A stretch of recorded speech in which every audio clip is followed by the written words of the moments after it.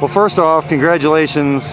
Can you guys just, I mean, you guys, what, moved down here a few years ago and had a dream, kind of a vision or a dream or something? Can you kind of just break us off on people that don't know how this came to be? All right. Well, we first started off, we're both board members at the Community Foundation of the Lake, and one of the mission statements, principles is economic development. So we're looking at some projects for that, and my husband is a mountain biker, and so we decided that we would kind of model it off of what they've done in Northwest Arkansas and how much that has generated, because we still have the same type of soil and terrain and temperate climate where you can ride bikes all year long.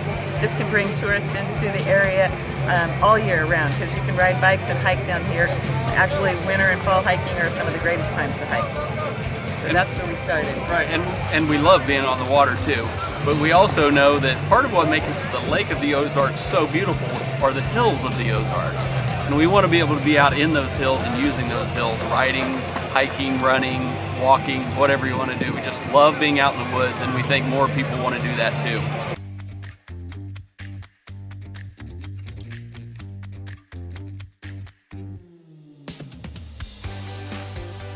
So we partnered with the YMCA, the Community Foundation of the Lake, and the YMCA partnered. They allowed us to use the land, and we decided that we were going to do it volunteer-based build. We had it professionally designed, but we were going to have volunteers, so we got community engagement. And it was amazing the number of people that came out and volunteered, even in the sweltering heat this summer.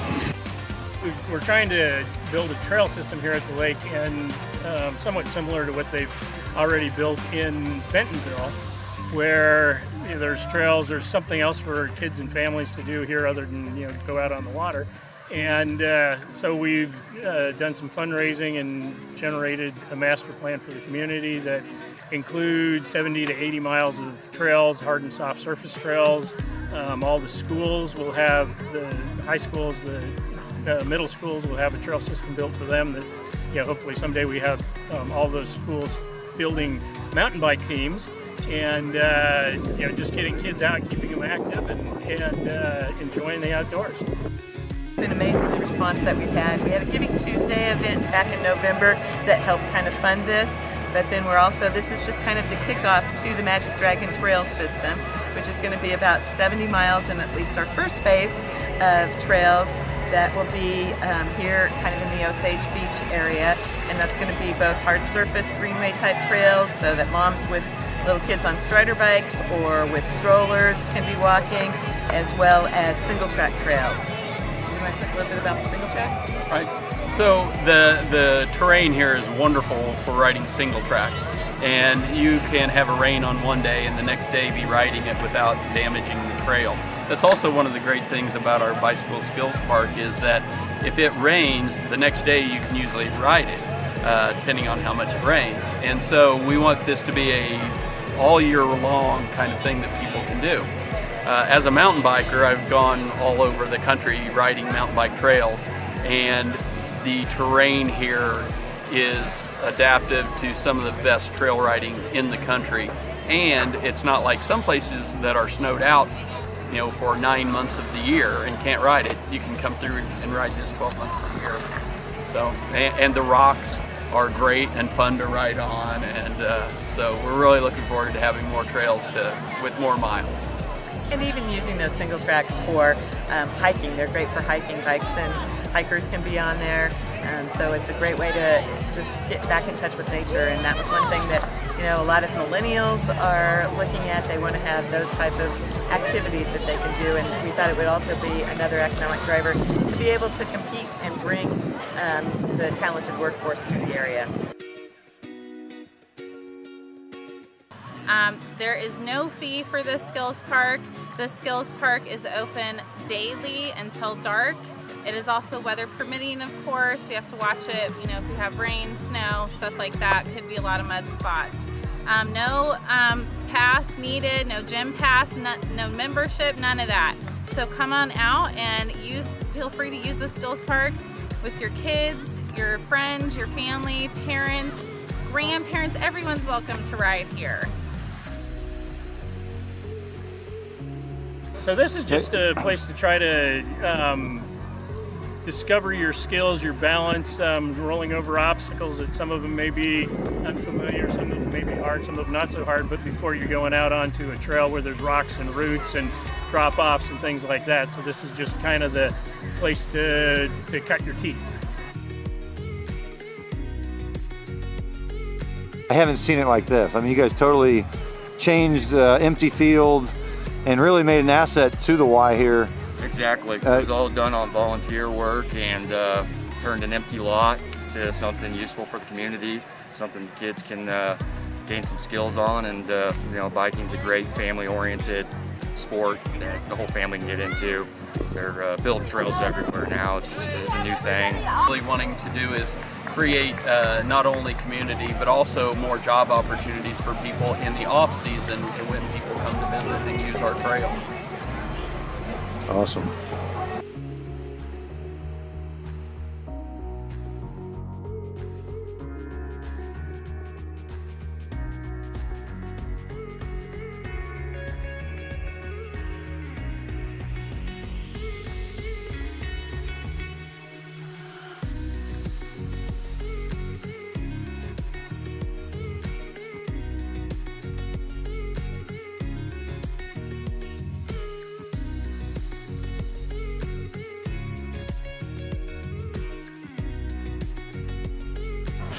It's a working interview, right? Yeah, we can do that. We can do that.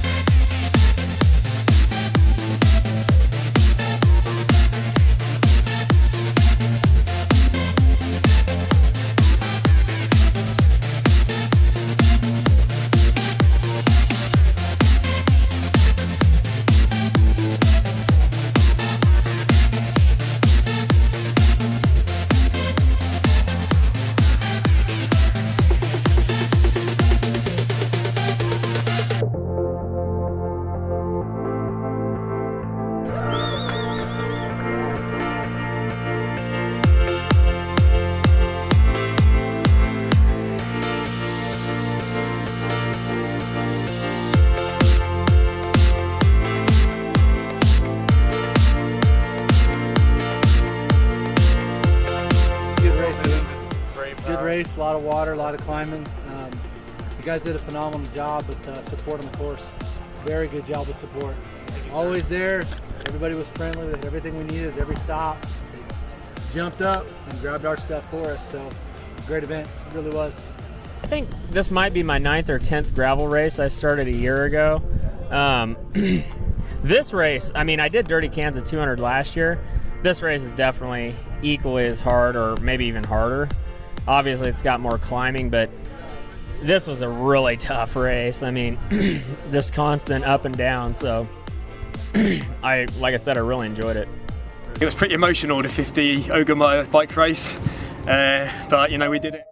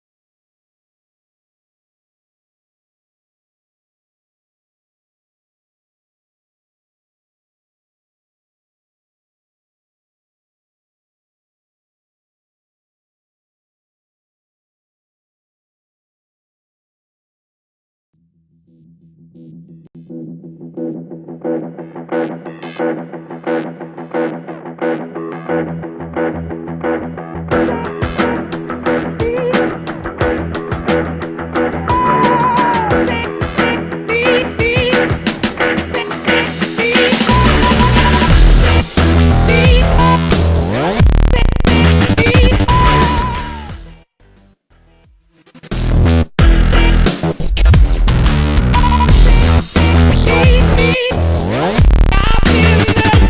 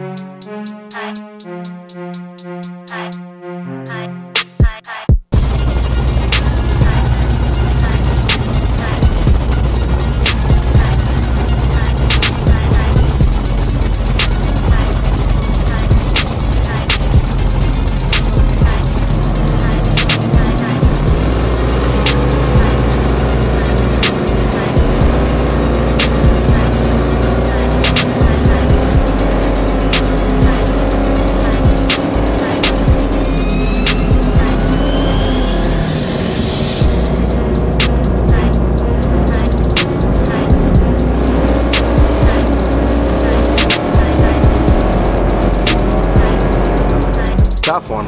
So the WHM boat had the lead from the start, led until 9 2/3 of the race was over, and then we got it right at the end. 30 turns, we only led 2 of the 30 turns, but they were the 2 right ones, the last 2. When you're pushing a guy, when you're pushing him hard, and that's what we tried to do the whole race, because I don't know that he was faster than us, but if he wasn't faster than us, we were equal speeds. And when Johnny saw him do that little whoop-de-doo, he said he tightened it up a little bit, which tighten it up in our terminology means tucks it in to keep the boat planted. And at that point we kind of just motored across him, and he was airborne, and you're airborne and your props are out, you're slowing down immediately. So when you're pushing a guy like that and he's running his boat really loose to try to stay ahead of you, there's better odds that he'll have an incident that you might have the chance to get around. This is we're not even halfway through the whole week as far as points goes. So each individual race is worth 250 points on the first 2 days, and then the last race is worth 500 points. So if you do the math, you can finish a little ways down in the pack and still have a chance on Sundays.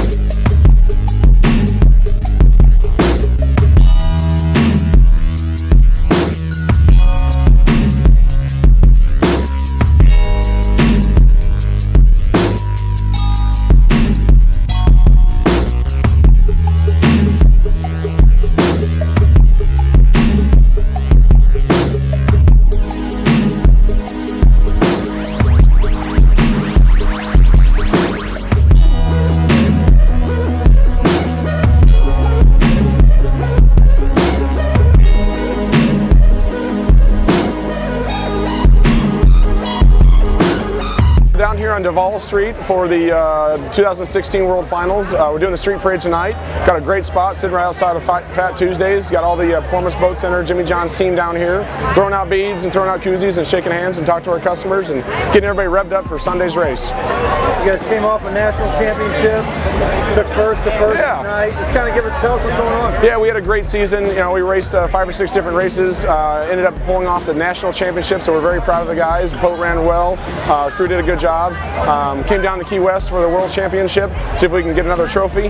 Ran on Wednesday and ran 9 laps behind WHM and was able to get around the corner on one of the last turns and pull off a victory on Wednesday. So we spent Thursday getting the boat ready to go for Friday. Kind of got a bad start on Friday. Maybe went a little bigger on propeller than we should have, I guess, but ended up 4th, so we got some points there, and we're getting ready for Sunday for the actual World Finals, which is a double point race, so we're looking to make up the points back and take home a trophy. Because you're walking around here, it's like sitting at Lake of the Ozarks, and we're 1,500 miles away. We got customers that come down from all different jobs and all different areas of the country to come wish us luck. Selling a heck of a lot of t-shirts and hats. Everybody wants to support the team. We had 147 poker runners come down Wednesday and Thursday, so we got powerboaters in town, race fans in town, and like I said, we got a huge showing from Lake of the Ozarks, so we really want to thank our fans.